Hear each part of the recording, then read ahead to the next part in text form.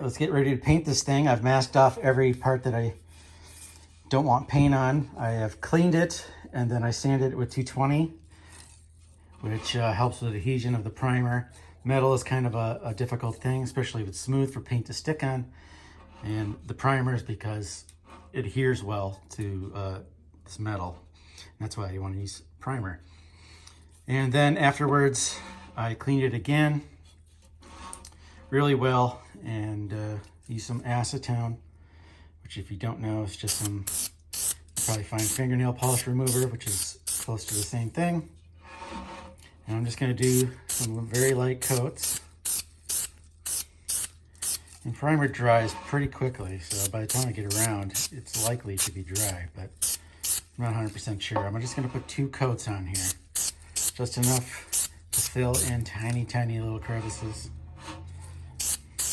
And our primer is going to be what our paint is going to sit on. So if, after you prime it, it still looks bumpy and terrible, you're going to want to sand the primer down really well so it's nice and flat without exposing the metal underneath.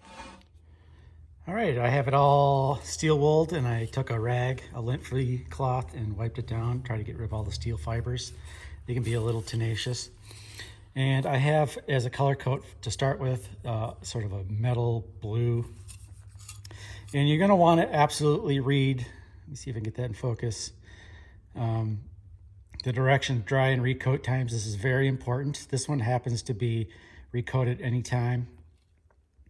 But if you're gonna use most paints, they have a time limit of when you can recoat it or after a certain time. You don't want to break that rule at all because it's going to wrinkle up, it's going to screw up your whole finish, and you have to strip all the paint off and start again. So don't do it. It's burned me a couple times thinking that something was cured and it wasn't. You might want to wait an extra bit of time if you're not sure. So I'm just going to put this on very lightly. This metal coat likes to run.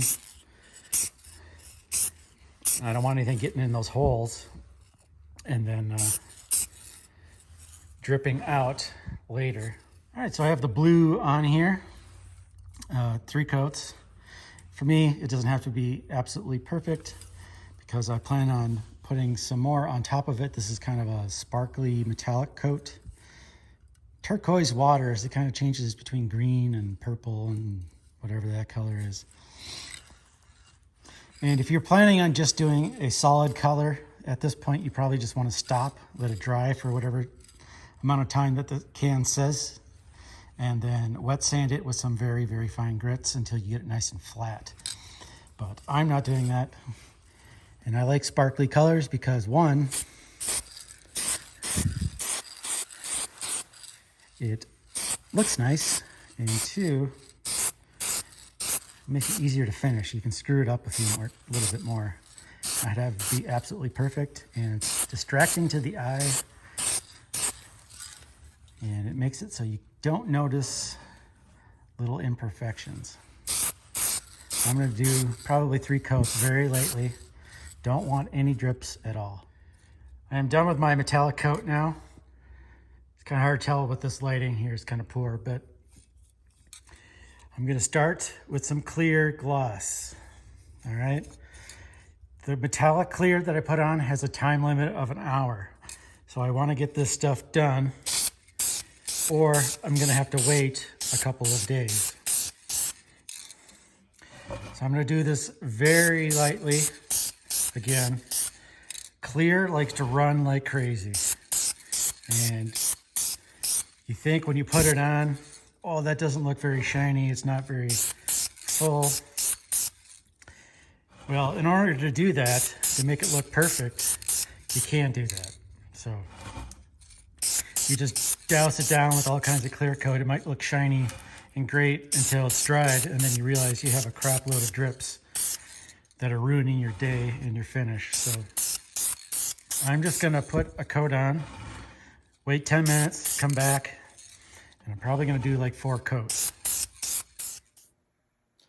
It's been about a day, letting it dry, and then I pulled the tape off, and it's looking pretty good. I'm gonna go through some more finishing steps in a little bit.